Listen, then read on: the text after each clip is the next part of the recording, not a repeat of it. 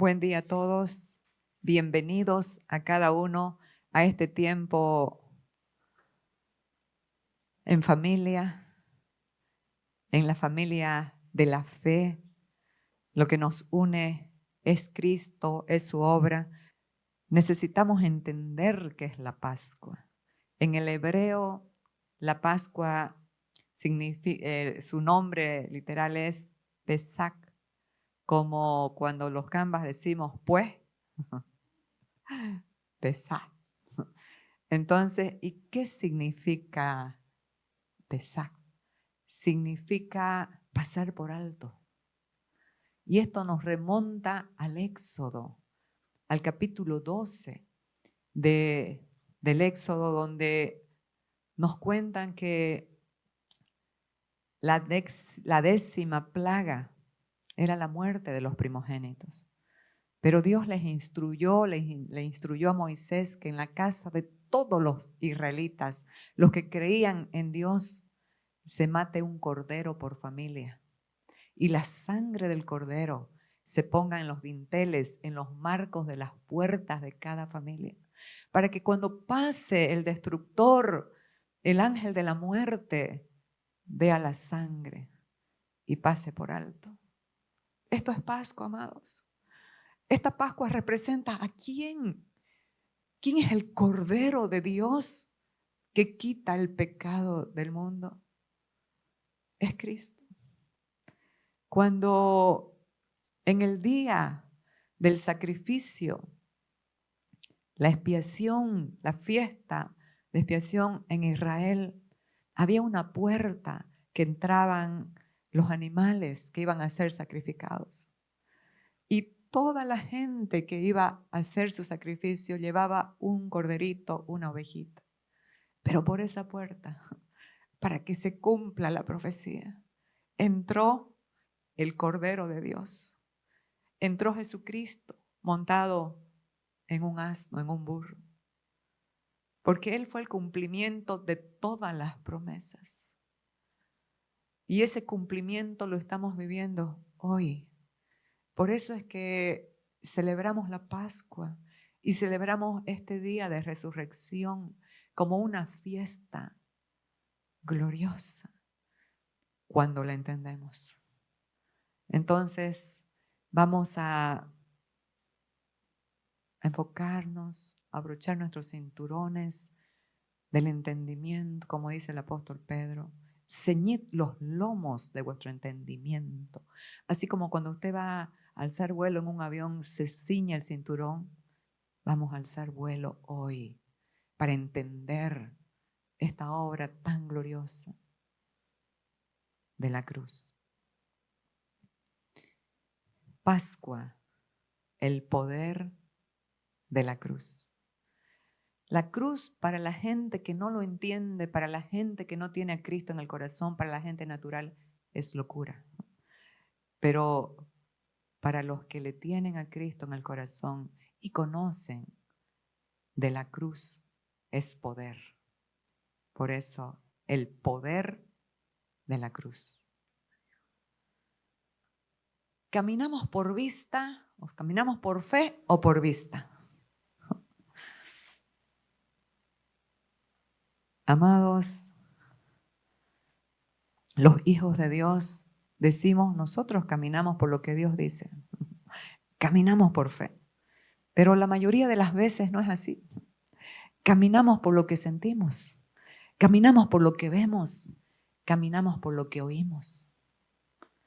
Pero para preguntar por qué, nos vamos a la Escritura, que dice, el apóstol Pablo está hablando que él había celado a la iglesia como una virgen pura para presentársela a Cristo.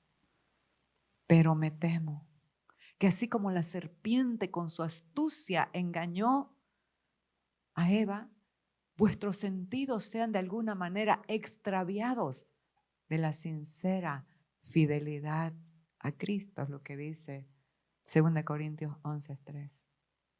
Amados, nosotros lo que vemos hoy en la sociedad de las naciones y de nuestra nación Usted prende la televisión o las redes y ve noticias alarmantes, muertes, suicidios, asesinatos pasionales o por robo. Ve vicios, destrucción, por donde abrimos algo y ahí está. Así es. Entonces, pero nosotros, como dije antes, los que tenemos al Hijo de Dios, los que hemos creído en Él, pensamos que andamos diferente de ellos, pero muchas veces estamos en lo mismo, siendo influenciados al temor por las noticias que escuchamos. Pero cuando entendemos la mayor noticia, que es el Evangelio es Cristo y Él es nuestra buena noticia de lo que hizo en la cruz. Entonces, y nosotros podemos decir, pero ¿por qué pensamos así? ¿Por qué tenemos este sentir? ¿Por qué vivimos por los sentidos? Y esto nos remonta al principio. Adán y Eva fueron engañados por la serpiente para tomar una decisión por lo que veían, por sus sentidos. Y cuando la tomaron, eso nos estableció en un orden de abajo, en un orden de separación de Dios. La muerte significa separación de la vida y la vida es Cristo, la vida es Dios. Entonces el hombre murió espiritualmente, siguió vivo físicamente, pero separado de Dios. Y ahí eso tenemos que entenderlo, el porqué de esa naturaleza, de esa mente que ahora ya no se gobierna como cuando Dios creó al hombre al principio, que se gobernaba en la guía del Espíritu. Ahora ya se gobierna por sus sentidos naturales, lo que ve, lo que siente, lo que escucha. Pero les quiero dar una buena noticia. Hay otro sentir. ¿Cuál es este sentir?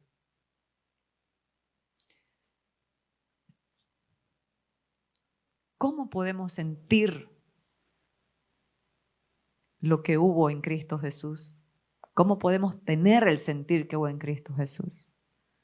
Renovando nuestro entendimiento, conociéndolo a Él. ¿Sabe por qué, mis amados? Porque si no vemos a Cristo como el todo en nuestras vidas, nos estamos perdiendo de disfrutar una vida de paz a pesar de los problemas, una vida de gozo a pesar de las malas noticias. Porque no se trata, este gozo y esta paz no están afuera de ti. Desde que Cristo está en ti, esta paz y este gozo está adentro. Y solamente se va manifestando. Entonces, ¿cómo podemos tener el sentir que hubo en Cristo Jesús? Rindiéndonos a conocerle a Él y a renovar el entendimiento. ¿Y cuál es el sentir que hubo en Cristo Jesús? Siendo Dios, no se aferró a ser igual a Dios. O sea, no se agarró de eso como cosa que aferrarse, sino que se despojó a sí mismo, tomando la forma de siervo. Y en la condición de hombre, primero se despojó y en la condición de hombre se humilló a sí mismo. Y en esa humillación, en esa realidad de la misión para la cual vino, murió. Murió, la primera muerte, vamos a ver dónde fue. ¿Murió a qué? A sus sentidos. Y la segunda muerte fue en la cruz, fue la física. Pero nosotros igual.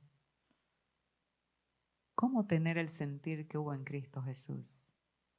conociéndolo a Él, rindiendo el corazón a Él, amándole a Él y obedeciéndole a Él. Getsemaní, la decisión que cambió la historia. No solo la cambió, la partió en dos. Antes de Cristo y después de Cristo. Pero no solo cambió la historia, porque eso es muy, muy vago. Cambió tu historia y la mía. Una cosa era antes de Cristo. Vivíamos por los sentidos, esos sentidos que producían en nosotros presiones, pesos, carga, culpa, ira, frustración, enojo. Porque la mente natural es una mente que exagera, que sospecha de todo. Una mente que no se rinde a nada. Una mente orgullosa, que siempre quiere tener el control. ¿Y sabe por qué quiere tener el control? Porque tiene temor.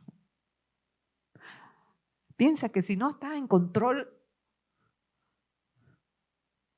todo puede desbordarse. ¡Qué engaño! ¿Quién puede tener el control de algo? No podemos tener el control ni de nada. Amados, por eso es tan necesario entender el sentir que hubo en Cristo Jesús. Y este sentir que hubo en Cristo Jesús, en un huerto, tomó una decisión a pesar de lo que sentía. En un huerto espectacular llamado el Edén, Adán, por la visión, por sus sentidos de visión que tuvo, nos limitó, nos sacó de Dios, nos limitó a una vida de derrota, de pérdida y de muerte. Pero en otro huerto, el Hijo de Dios. Es que si esto no nos apasiona, amado, estamos en una religión. Pero en otro huerto, el Hijo de Dios no se dejó mover por sus sentidos, por sus sentimientos, porque Él estaba angustiado, porque sabía lo que iba a pasar. Y no estaba angustiado solo por los clavos, o los azotes, o las bofetadas, o lo que le tironeaban el cabello, los escupitazos, las burlas, la corona de espinas. Estaba angustiado porque su padre se iba a apartar de él. Al convertirse él en pecado, Dios no puede ver el pecado porque es santo. Pero por amor envió a su Hijo a la cruz para que se convierta en pecado y así tome nuestro lugar, pague el precio, pague la deuda. Entonces, veamos lo que dice. Entonces llegó Jesús con ellos, con sus discípulos, a un lugar que se llama Getsemaní, y dijo a sus discípulos: sentaos aquí, entre tanto que voy allí y oro. Tomando a Pedro y a los dos hijos de Zebedeo, comenzó a entristecerse y a angustiarse en gran manera. ¿Usted ha estado triste y angustiado? ¿Qué hace cuando está así? Necesitamos orar. Necesitamos rendirnos al Señor. Entonces les dijo: mi alma está muy triste. En el alma están los sentidos. En el alma está la mente, los pensamientos, la visión. En el alma están las emociones o los sentimientos y está la voluntad. Nosotros podemos decidir. Ese es el regalo y el poder que Dios nos dio, el libre albedrío. Pero cuando ignoramos la realidad de esta obra, podemos decidir en nuestra contra, para nuestro mal, como lo hizo Adán. Y eso no es solamente para uno solo, incluye a toda la familia, como Él incluyó a todas las generaciones. Pero otro en el Getsemaní no se dejó mover por la angustia, ni por la tristeza, ni por sus sentidos emocionales, sino que dijo: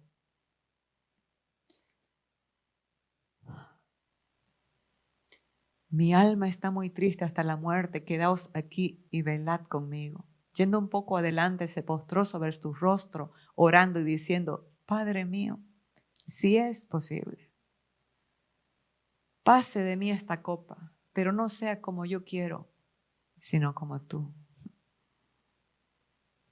Amados, cuando venimos al Señor,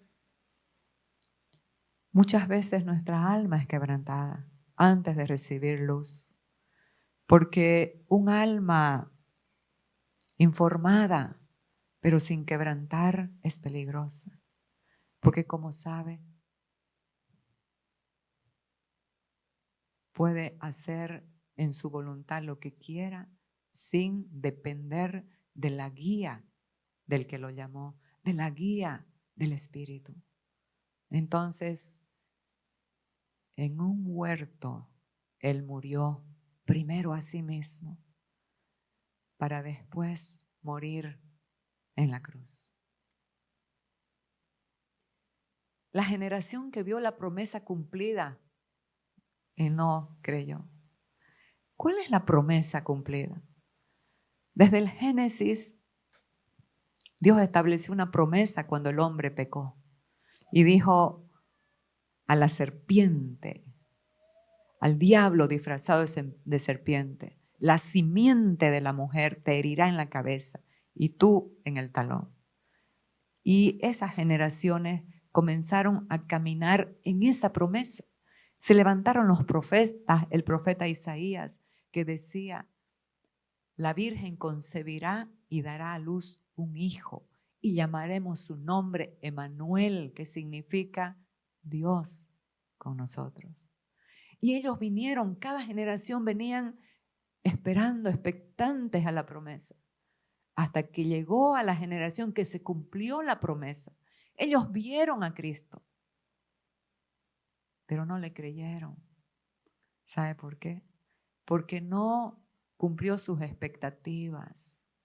Qué tristeza es la iglesia hoy, que cuando no se le da algo que le está pidiendo a Dios, se enojan, se molestan y se van, porque no cumple sus expectativas, porque nosotros tenemos una visión temporal de las cosas, pero Dios tiene una visión eterna, global. Qué bueno es depender de Dios, amados. Él sabe lo que hace. En su soberanía, lo que Él permite no es para tu mal, es para tu bien, aunque en el momento no lo entiendas. Entonces, esa generación que vio la promesa cumplida y no le creyó. ¿Por qué? Ellos estaban felices cuando comían los panes y los peces, cuando sanaban a sus hijos y a sus enfermos, cuando resucitaba a los muertos y le aclamaban. Y ellos tenían la expectativa de que este rey, el Hijo de Dios, iba a librarlos de un yugo muy pesado, el yugo de los romanos.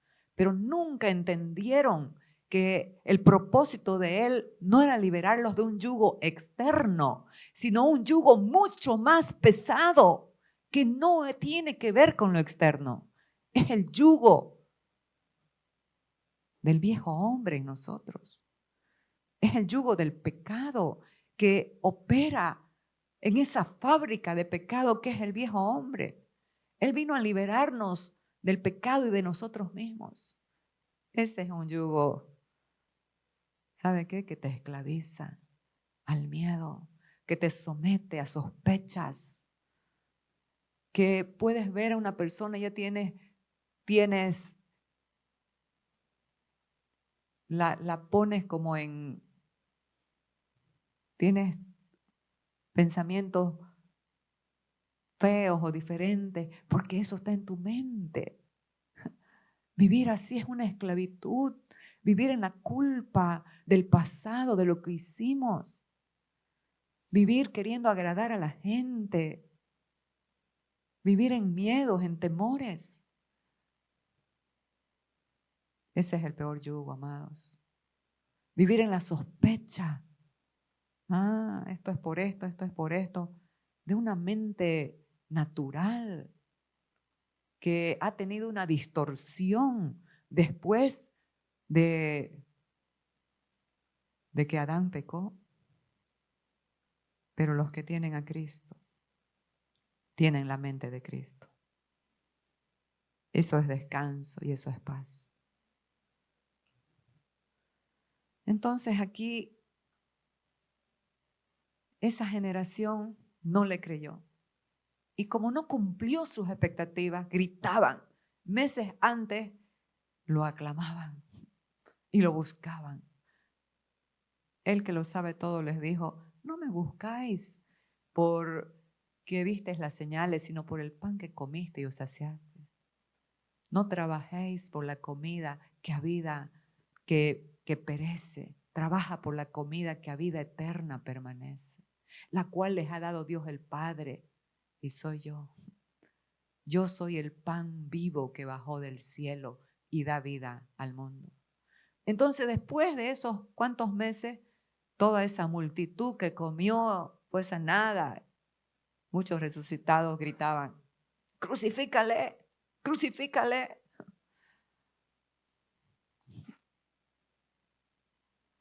Entender esto, amados, no es una religión. Por eso es que la gente desde una mente natural piensan que esto es algo tedioso porque la religión no los ha pintado así. Que son reglas, que son prohibiciones, no hagas, no toques, no digas. No es así. Conocer a Cristo es la libertad plena, donde no te regulan por afuera, donde la vida del Hijo te guía desde adentro y nos lleva a la madurez para que tú sepas cuándo decir no, basta hasta aquí, o cuándo seguir. A los niños se les regula de afuera, no toque, no diga, no meta el dedo en el enchufe, pero los maduros son guiados por el Espíritu. Entonces, 2 discípulos de Emaús, os diré que iban camino a su casa en Emaús, estaban muy tristes cuando Jesús se le apareció resucitado. Y les dice, ¿qué pláticas son estas las que tienen ustedes? Y ellos le dicen, tú eres el único forastero que no conoce lo que ha sucedido en estos días. Que Jesús Nazareno, un varón sabio, prudente, que, a ver, lo leemos. Tú eres el único forastero en Jerusalén que no ha sabido estas cosas que en ella han acontecido en estos días. Entonces él les dijo, ¿qué cosas? Y ellos dijeron, de Jesús Nazareno, que fue varón profeta, poderoso en obra y en palabra delante de Dios y de todo el pueblo. Y cómo le entregaron los principales sacerdotes y nuestros gobernantes a sentencia de muerte y le crucificaron. Pero nosotros esperábamos que él era el que había de redimir a Israel. ¿De qué? De la dominación romana. Y ahora, además de todo esto, hoy es ya el 3er día que esto ha acontecido. Lo peor de todos, amados, era que para sus discípulos era una derrota. Según ellos, era la gran derrota. ¿Cuántas veces en tu vida lo que parece una derrota se convierte en una gran victoria? Muy bien, Cristinita amada, siempre. Siempre. Porque el soberano va a guiar, va a operar en nuestro caminar. Entonces, lo que les parecía una gran derrota se convirtió en una gran victoria. ¿Cuál es la gran victoria de la cruz? Vamos a seguir viendo. Cuando Jesús hubo tomado el vinagre, dijo, consumado es. En el griego, tetelestai, hecho está. La deuda fue pagada. El precio fue pagado. Fue cumplido. Y en esa obra consumada, no por consumarse, muchos de los hijos de Dios todavía viven por promesas por cumplir. La promesa ya se cumplió. Cristo resucitó. Entonces, y aquí nos vamos a la obra de la cruz. La obra de la cruz no trata solo con lo que hicimos con los pecados, trata con lo que somos. Porque lo que hacemos tiene que ver con una naturaleza de pecado. Entonces, a esta naturaleza de pecado no se la puede reformar. La religión trata de educarla. Ustedes han visto a gente muy educada que conoce mucho la Biblia, pero pínchelo un poquito. ¿Qué sale? Sale el dragón.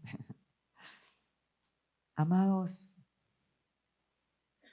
la obra de la cruz no trata solamente con lo que hicimos, sino con lo que somos. Por eso es que a esa vieja naturaleza no se la puede reformar ni educar, solo tiene un designio, tiene que morir. Y eso fue lo que Cristo hizo en la cruz. Canceló el pecado, canceló la operación del viejo hombre en nosotros. Entonces, si no puede ser reformada, no puede ser mejorada, porque Jesús dijo, no pongas parches nuevos en vestido viejo. O sea, en tu vida vieja no puedes poner parchecitos porque, no, es que lo que yo veo en mí es que soy muy mentirosa, muy iracunda. Le pongo el parche a la mentira y a la ira. No, esa naturaleza siempre va a operar en el error y en el pecado, porque esa es su especie, su función, como el árbol de naranja. Siempre va a operar dando naranjas. Y es su especie. Por eso el único remedio es conocer la obra de la cruz, creerla, recibir a Cristo en el corazón, y eso nos lleva ¿a qué? A un nuevo nacimiento espiritual. Pero ¿cómo puede ser eso?, preguntó un hombre mayor, un sabio de Israel. ¿Acaso puede un hombre viejo entrar nuevamente en el vientre de su madre y nacer de nuevo? Jesús le dijo, lo que es nacido de la carne, carne es. Lo que es nacido del espíritu, espíritu es. Y aquí dice, respondió Jesús, le dijo, de cierto te digo, que el que no naciere de nuevo no puede ver el reino de Dios. No puede operar desde ese reino y de esos sentidos renovados, nuevos, una mente nueva, una visión nueva. ¿Por qué vemos siempre el vaso lleno, medio vacío?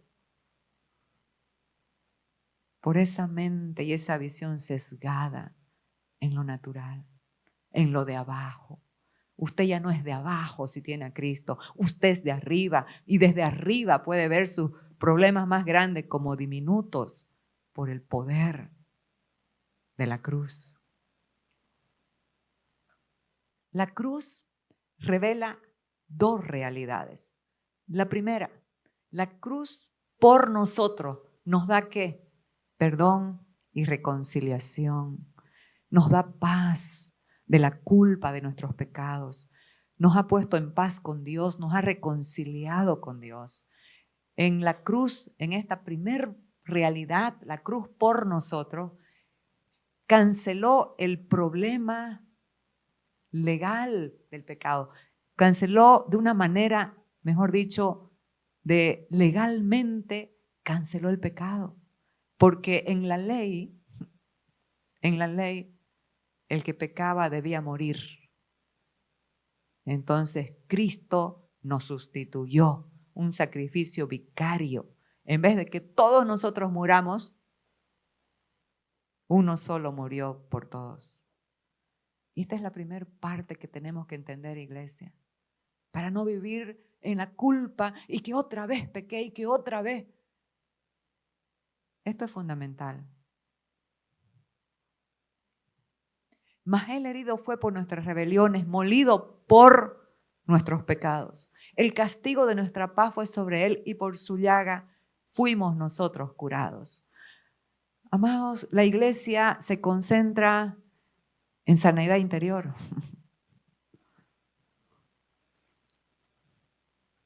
El viejo hombre no necesita sanidad interior, necesita cruz.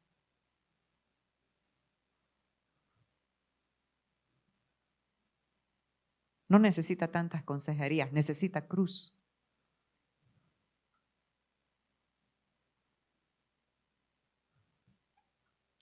Mas Dios muestra, ahora en el nuevo pacto, mas Dios muestra su amor para con nosotros en que siendo aún pecadores, Cristo murió por nosotros. Cualquiera o no cualquiera, algún valiente puede morir por alguien bueno. Pero la Biblia dice que esta vieja naturaleza con la que todos nacemos es corruptible. No es buena para nada. Pínchele el callo a uno. ¿Cómo se dice? Písele el callo a uno a ver qué hace. Pínchele algo. ¿Cómo responde? Nadie es bueno, amados. Esta es la verdad que tenemos que conocer. Por naturaleza somos malos. Pero Cristo nos dio una nueva naturaleza. Una naturaleza donde ya no es más mi amor, ese amor condicionado. No me está saludando, tampoco lo voy a saludar. No se acordó de mi cumpleaños, tampoco me voy a acordar de su cumpleaños. Un amor condicionado a la actitud del otro. Ya no es más ese amor, es el amor de Cristo. Si no se acordó de mí, si me rechazó, pero lo sigo amando porque no soy yo, es Cristo en mí el que hace la obra. ¿Me entienden, amados? Esto es tan importante en los matrimonios. Esto es tan importante en las familias. Esto es tan importante en la iglesia. Siempre estamos esperando que el otro.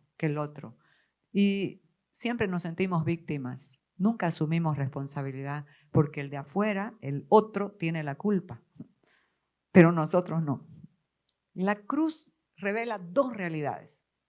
La cruz en nosotros nos da liberación del pecado. No solamente perdona nuestros pecados, porque la gente que tiene un entendimiento que solo le perdonó el pecado, andan con la cantaleta, somos pecadores perdonados.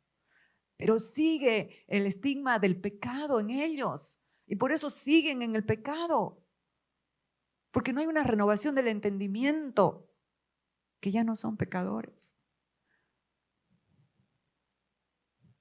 Cometemos pecados, lo vamos a ir viendo más adelante, pero ya no somos, tenemos una nueva naturaleza que no peca. Entonces, mire, la cruz en nosotros nos da liberación del pecado del yo. ¿Qué es el yo? El yo es el centro del egoísmo, el egocentrismo, el que quiere siempre tener la razón. El yo es el que quiere controlarlo todo. Y aquí está esto maravilloso, sabiendo. ¿Qué tiene que saber usted y yo en este día? ¿Qué tenemos que saber, amados? Sabiendo que nuestro viejo hombre fue crucificado juntamente con él. ¿Me entienden? Ya no es que me estoy esforzando para crucificarlo. Ya fue. Todo en Cristo ya fue cumplido. Ya fue.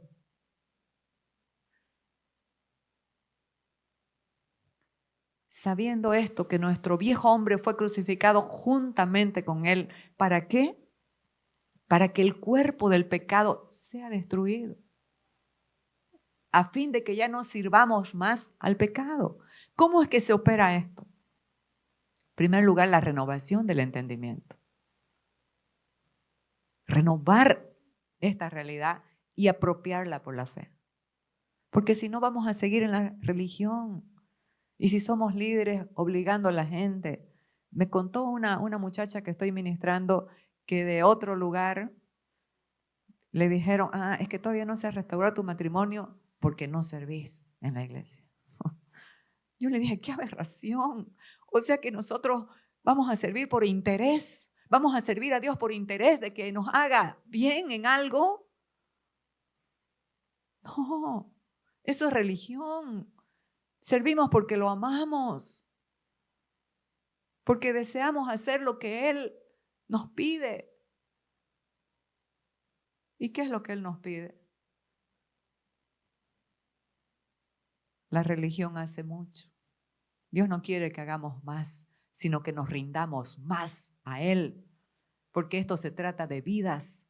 Podemos tener la cabeza llena de teología, pero un alma sin quebrantar es peligrosa, hace daño.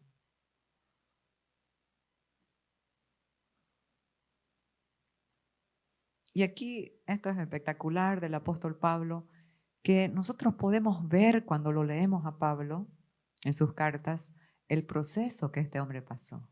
Él tenía luchas como la tenemos nosotros cuando fallamos, cuando caemos, cuando ya sabemos que lo que estamos haciendo nos hace mal a nosotros y a nuestra familia. Pero cuando le metemos la pata otra vez y nos sentimos miserables, así también se sentía el apóstol Pablo, porque es un proceso de entendimiento. Y no estoy dando lugar y espacio. Entonces usted siga nomás haciendo, viva la vida loca, siga haciendo. No, porque si hemos muerto con Él, dice el apóstol Pablo, ¿cómo vamos a seguir en la misma vida? Es por gracia. Le preguntaron a Él, entonces pecaremos porque la gracia abunda. En ninguna manera, en ninguna manera, porque ya hemos muerto con Él. Dice el apóstol Pablo, con Cristo estoy juntamente. Diga, estoy. Tiempo presente continuo está el verbo. Estoy. No es que vos vas a crucificar tu carne. Estás, si lo entendés. Y ya no vivo yo. Aquí el yo está sometido a la cruz, si lo creemos. Mas vive Cristo en mí. Y lo que ahora vivo en esta carne, en esta mente que está siendo reformada, que está siendo no reformada, sino derribada, eso que se estableció, como dice Ezequiel, como con cincel de hierro, esos paradigmas, esas estructuras religiosas que nos guían, que nos orientan a una conducta, están siendo derribadas por el poder de la verdad, por el poder de lo consumado, de esa obra gloriosa. Lo que vivo en la carne, lo vivo en la fe del Hijo de Dios. ¿En qué fe vives tú? Hay una fe racional, hay una fe positiva. Dije domingo pasado, estamos todos en esta silla, tenemos una fe natural que no se va a romper la silla. Pero eso no nos sirve para vivir esta vida. Nosotros necesitamos la fe del Hijo, la fe de Cristo, porque Él es el autor y consumador de la fe. No es que tengo fe en Santán, en San cual, San esto, lo otro. No es que tengo fe en personas. No, mi entendimiento es que las personas fallamos y nos van a fallar. Pero nuestra fe no está en ellas, está en el Señor para poder amarlas con sus fallas y como son. ¿Me entienden, amados?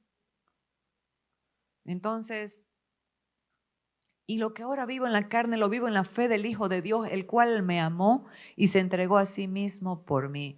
Con Cristo estoy juntamente crucificado. Y esto no significa que Él te va a hacer un autómata, que Él te va a hacer un religioso mojigato, que no hables, que no rías, que no bailes, que no disfrutes.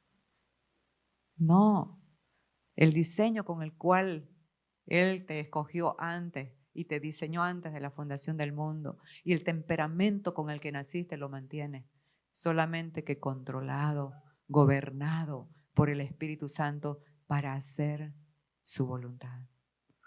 Es importante entender que Dios no quiere que los hijos de Dios piensan que crecen más cuando hacen más. No es verdad. Crecemos cuando nos rendimos. porque permitimos que la vida del Hijo nos traiga luz, nos guíe, nos gobierne.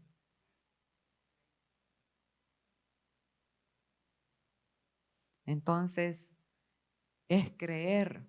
Esto es por fe y es por gracia. Victoria de la cruz. Nos libró del pecado y de nosotros mismos. Yo siempre digo, Satanás es un enemigo vencido. Fue derrotado en la cruz. Cristo lo venció. Y dice que en su desfile triunfal, después de la cruz, lo despellejó, lo despojó de todo aquello con que operaba en contra de nosotros. Las armas del diablo son la acusación, él es el acusador, es el engaño. Sigue acusando y sigue engañando, sí, pero ¿a quiénes? A la mente natural, pero a la mente que nos hemos posicionado en la verdad, en la realidad, ya no puede engañarnos. Siempre cuento de San Agustín, que tenía una vida bien loca, bien perdida. Tenía amantes, andaba en borracheras, en orgías, en cosas, pero su madre oraba. La oración de una madre, de una esposa, de un esposo, muy importante. Y se convirtió este hombre, pero de verdad, amaba al Señor verdaderamente. Y su vida fue transformada. Y un día estaba predicando, así como yo aquí, a un montón de personas. Y entró una de sus amantes, porque así es el acusador, el engañador, para humillarlo, para bajarlo, pero no contó con lo que este Agustín sabía. Y le dijo de allá de atrás, Agustín, ¿te acuerdas? Y comenzó a detallar las barbaridades que hacía. Y él le dijo con toda certeza, seguridad y confianza, no me acuerdo, porque yo no soy ese. Esa persona murió en la cruz con Cristo.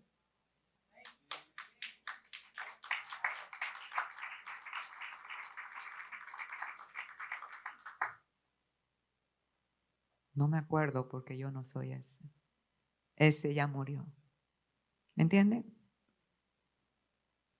Y ahora vivimos en el poder de una vida resucitada. Nos libró del pecado y de nosotros mismos. Y como iba a decir, si de algo de verdad tengo temor, es de ser engañada y apartarme del Señor y vivir en mí misma. Oiga, el viejo hombre no es bueno. Hace todo lo contrario a lo que Dios le agrada. Puede aparentar, porque la religión imita. Usted no tiene que esforzarse para imitar a Cristo. Dios no lo llamó a imitarlo con su carita de ángel buena, no. Dios llamó a todos sus hijos, a toda la iglesia, a manifestarlo, que es otra cosa. A manifestar al que tiene adentro.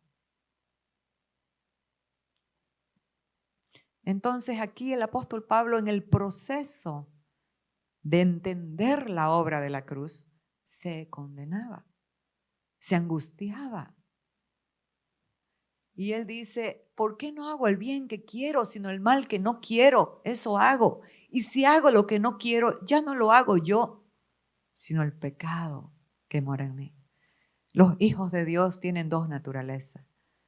La vieja con la que nacemos físicamente y la nueva con la que nacemos espiritualmente. Pero la que no entendió le sigue permitiendo el gobierno de esa vieja naturaleza. Entonces, nosotros queremos hacer el bien, pero muchas veces ese engaño nos lleva cautivos. Pero ahí entender que ya no soy yo, porque mi vida es la de Cristo en mí. Es la vida de Cristo en mí. El que hace aquello es la carne. Pero, qué bien es la carne y sigo haciendo. No. Así como el apóstol se angustiaba, también nos arrepentimos. Y no queremos entristecer al Espíritu Santo de Dios, con el cual hemos sido sellados para el día de la redención, para el día cuando Él vuelva. Pero Él dice, angustiado, miserable de mí, ¿quién me librará de este cuerpo de muerte? Hay muerte en una vida que no tiene a Cristo, porque lo que se manifiesta, ¿qué es? Desánimo, desaliento, todo lo que es desconectado de la vida. ¿Quién me librará de este cuerpo de muerte? Y Él dice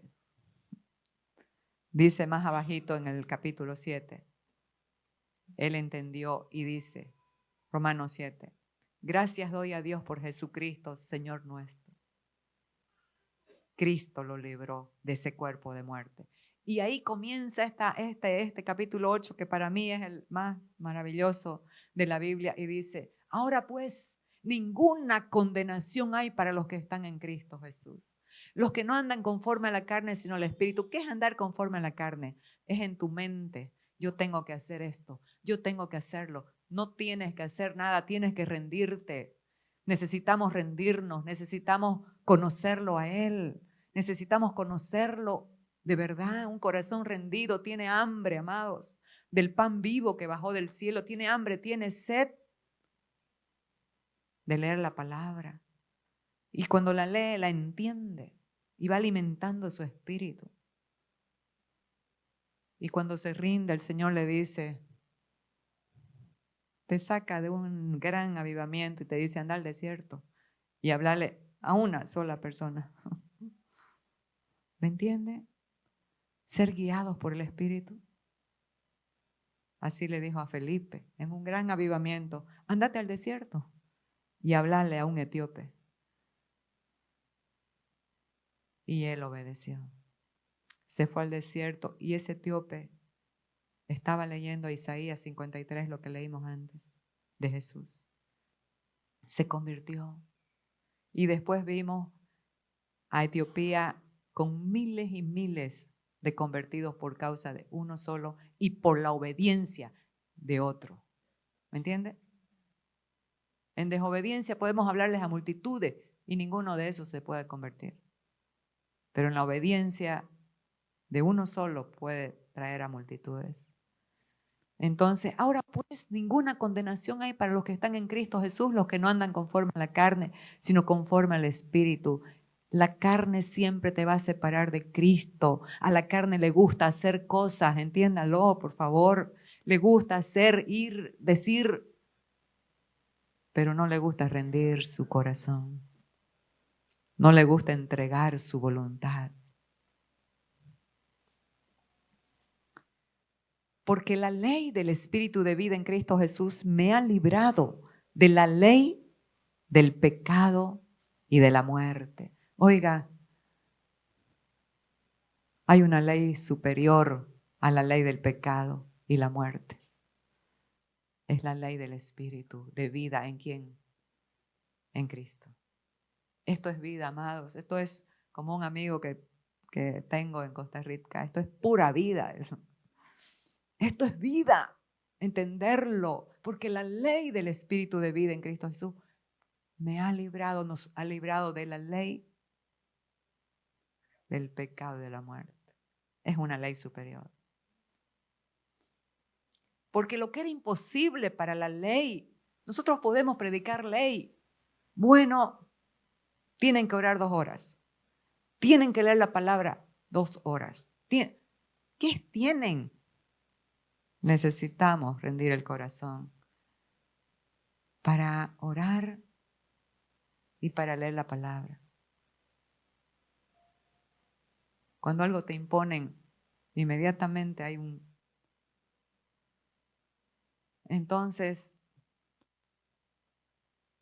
porque lo que era imposible para la ley por cuanto era débil por la carne, la ley opera en la carne, amados. Dios enviando a su Hijo en semejanza de carne de pecado y a causa del pecado, condenó al pecado en la carne. Esto es el amor más grande. Jesús por ti y por mí se hizo pecado, carne de pecado. Y en esa carne de pecado fue condenado el pecado y nos liberó.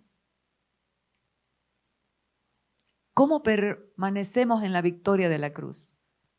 Por fe, no por vista, no por lo que sintamos, por la fe.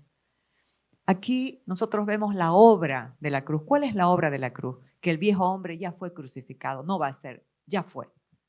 Pero ¿cómo es que vivimos, experimentamos esto? Por la fe, lo creemos por la fe. ¿Y cómo lo experimentamos? ¿Cómo está la experiencia? Cuando lo creemos por la fe, el Espíritu Santo lo activa en nosotros, aunque nunca sintamos la crucifixión. Sabemos que es una realidad en nuestras vidas, por la fe. Y aquí lo dice, mas si vivís conforme a la carne, moriréis. Oiga, la carne es esa que no se somete a Dios, no se somete a su guía, a su dirección. Mas si por el Espíritu hacéis morir las obras de la carne, viviréis. ¿Cómo es que hacéis morir las obras de la carne por el Espíritu? Cuando le crees, cuando te rindes, ahí el Espíritu lo activa en nosotros y podemos tener la certeza, como dijo Agustín, ese ya yo no soy, yo soy una nueva persona. ¿Cómo llevamos esta realidad a la práctica? Por la fe, descansando en Él. El que confía descansa. Porque el que ha entrado en su reposo también ha reposado ¿de qué? De sus obras. Es que mi obra es ir al asilo a predicarle a los viejitos. Es una buena obra, pero si Dios no me mandó, hay que hacerlo, hay que hacerlo. Pero Dios tiene su momento. No podemos disfrutar lo que no conocemos. Amados, necesitamos rendir el corazón para renovar el entendimiento y vivirlo por la fe. Es necesario renovar el entendimiento, porque esto es una realidad muy clara en las Escrituras. Y aquí lo dice. Así también vosotros consideraos. ¿Qué es considerar? Es enfocarse en algo importante, analizarlo detenidamente para tomar una decisión. ¿Me entiende? Así que vosotros consideraos muertos al pecado, pero vivos para Dios en Cristo Jesús, Señor nuestro. Es que si Cristo solamente es tu Salvador, un día voy a estar con Él eternamente, pero aquí tu Señor es tu yo, no estamos bien. Si Cristo es tu Señor, entonces vamos a vivir la experiencia de una vida resucitada.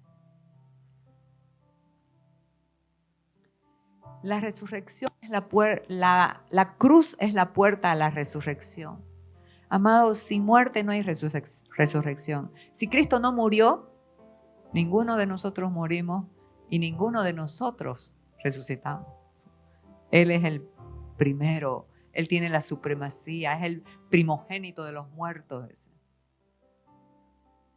Él es el primero en todo. Él sufrió por nosotros, por amor. De cierto os digo que si el grano de trigo no cae en la tierra y muere, queda solo, pero si muere, lleva mucho fruto. Él fue clavado en la cruz, pero dice que fue con gozo, por el gozo puesto delante de Él. ¿Cuál era el gozo puesto delante de Él? Usted y yo. Él ya lo vio a usted. Él lo vio a usted. Que ese sacrificio, esa muerte, le iba a dar vida a usted. Un grano, usted puede poner un grano de trigo en una mesa. Pueden pasar 1000 años y seguirá intacto el grano de trigo. Pero lo pone en la tierra, en el lugar correcto. Y ahí se tiene que podrir, tiene que salir el cascarón.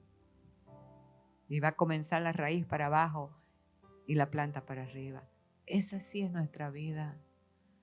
No te pongas en lugares, no, a mí no me toca a nadie, soy intocable. Si dicen esto, me ofendo, me voy y nunca más hablo. No. Nosotros podemos estar en cualquier lugar. ¿Sabe por qué? Porque esta nueva naturaleza que portas es inofendible. A mí me han ofendido hartísimo, no lo creas que no. Pero aquí estamos, viendo a la gente como Dios las ve.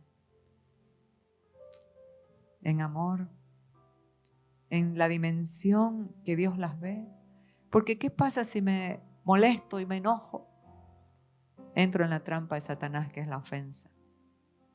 Pero también impido que esa vida pueda germinar y conocer a Cristo. Porque ya no se trata de nosotros, se trata de Él.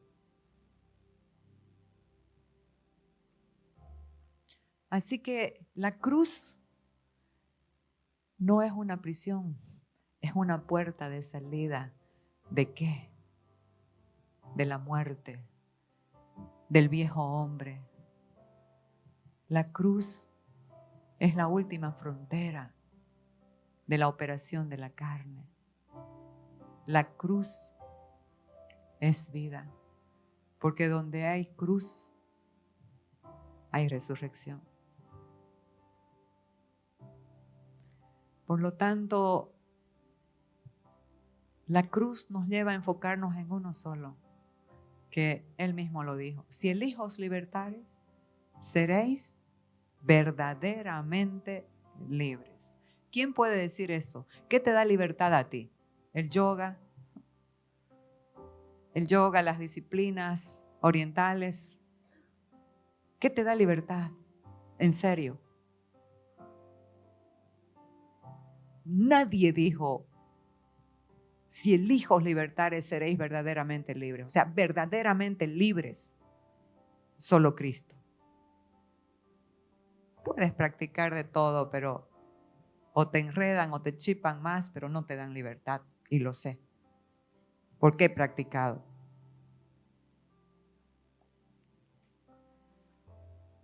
Y aún estando nosotros muertos en pecados, nos dio vida juntamente con Cristo. ¿Por qué? Por gracia. Un favor inmerecido. No nos los merecíamos. Yo no merecía nada. Era terrible. No merecía nada. Pero por gracia, Él me salvó. Su favor me salvó. Y juntamente con Él nos resucitó y asimismo nos hizo sentar en lugares celestiales con Cristo. Esto no es un cuento ni es teoría, esto es verdad. A quienes le creen, en el Espíritu estamos sentados. ¿Y cuándo lo podemos comprobar? Cuando hay necesidad de la autoridad que necesitamos establecer en alguna situación. ¿Me entienden, amados? La vida de resurrección está en los hijos de Dios. Si pues habéis resucitado con Cristo, buscad las cosas de arriba, donde está Cristo sentado a la diestra de Dios. Poned la mira en las cosas de arriba, no en las de la tierra, porque habéis muerto y vuestra vida está escondida con Cristo en Dios. Cuando Cristo vuestra vida, o sea que tu vida vieja ya fue, ahora tu vida es Cristo. Cuando Cristo vuestra vida se manifieste, entonces seréis manifestados con Él en gloria. Amados, Cristo en ustedes, en vosotros, la esperanza de gloria. ¿Saben qué? Ya estoy terminando, me falta una lámina, así que no se duerman, atentos. La gente nos puede ver como personas normales en la calle, como cualquier persona normal. Pero dentro de cada uno de nosotros, dentro de cada uno de los hijos de Dios, hay una expansión superior. ¿Y qué es esto? Es la vida del Hijo, es la vida de Cristo, que cuando interactúan con nosotros, lo pueden advertir, lo pueden conocer. ¿Saben qué? Buscar las cosas de arriba. Cristo no está en algún lugar del espacio. Es esa dimensión invisible, poderosa que está dentro de ti. Es la dimensión más gloriosa, Cristo en nosotros, dentro de nosotros. Así que no estés buscando por afuera. Los ángeles le dijeron a unas mujeres que fueron el domingo, el día de la resurrección, a buscar a Jesús en el sepulcro. Y le dijeron, ¿por qué buscas entre los muertos al que vive? No busques entre los muertos al que está vivo. Busca a los que han resucitado con Cristo, que pueden llevarte a Él, que pueden establecerte, guiarte, para que podamos seguir rindiéndonos a Él. Entonces, hay una dimensión superior dentro de cada hijo de Dios. Y esto es la vida resucitada de Cristo. El que ha muerto juntamente con Él, el que está crucificado juntamente con Él, vive en el poder de una vida resucitada. ¿Cuál es ese poder? Es el poder que resucitó a Cristo de los muertos. Y suceden cosas extraordinarias. Y no solo de milagros externos, porque vemos todo el tiempo. Sanidades, vemos porque lo creemos. El mayor milagro, amados, es interno. ¿Sabe cuál es? Un corazón transformado, un corazón humilde, un corazón rendido, un corazón que le crea y dependa del Señor. ¿Cómo vivir en resurrección? Rindiéndonos cada día al Señor Jesucristo, creyéndole todo lo que Él ha hecho en la cruz. ¿Por qué? Porque el Espíritu es el que da vida. La carne para nada aprovecha. Así que esta es la última. El alma quebrantada expresa la fragancia de Cristo. Pero estando él en Betania, en casa de Simón el leproso, y sentado a la mesa, vino una mujer con un vaso de alabastro de perfume de nardo puro de mucho precio. Era el salario de un trabajador de un año, imagínense. Y quebrando el vaso de alabastro, se lo derramó sobre su cabeza. Amados, Dios no trabaja con personas sin quebrantamiento, sin quebrantar el alma. ¿Sabe por qué? Porque el alma sin quebrantar es orgullosa, depende de sí misma y no de Dios. Dios trabaja con personas que han sido quebrantadas en su alma, porque el quebrantamiento para Dios no es destrucción, sino transformación, porque está formando al Hijo. Entonces, un alma llena de conocimiento, pero sin quebrantar, no va a servir al propósito de Dios. Cuando el frasco es roto, es quebrantado, entonces el perfume puede sentirse el aroma de Cristo. Un alma quebrantada no es lo mismo que un alma intacta en su orgullo, en su soberbia. ¿Por qué a mí? ¿Y por qué me va a decir esto? ¿Y por qué? María pasó lo mismo. ¿Y sabe qué pasó cuando se quebrantó el vaso? La casa se llenó del perfume. Tú eres la habitación de Dios, tú eres la casa de Dios. Y cuando tu alma es quebrantada y te rindes y te humillas, porque a Dios no le gustan los sacrificios. No es hacer más, sino rendirse más. El olor de Él va a fluir desde tu vida para otros. Porque tú eres, en este nuevo pacto, la casa de Dios, la habitación de Dios.